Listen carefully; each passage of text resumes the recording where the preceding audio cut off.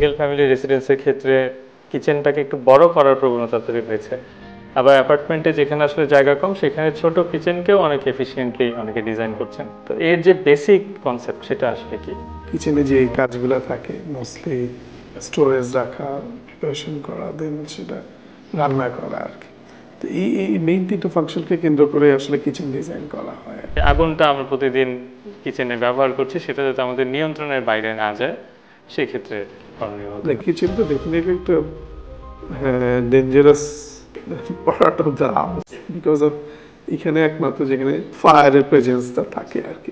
Handy বা এরকম যদি সহজ এক্সটিংগুইশারগুলো থাকে কিচেনের অ্যাটলিস্ট একটা রাখা উচিত। দেখা গেল যে আমি নাই, হঠাৎ করে আগুন লেগে গেল কিচেনে, যেটা অটোমেটিক্যালি কাজ করে, আগুন লাগলে যেন সেটা প্রিভেন্ট করতে পারে, এরকম থাকলে আমাদের বাসা যে সেফ। নির্মাণ রসায়ন দেখবেন প্রতি শনিবার রাত 9টা 30 মিনিটে শুধুমাত্র এটিএন নিউজে। Powered by Asian Paints.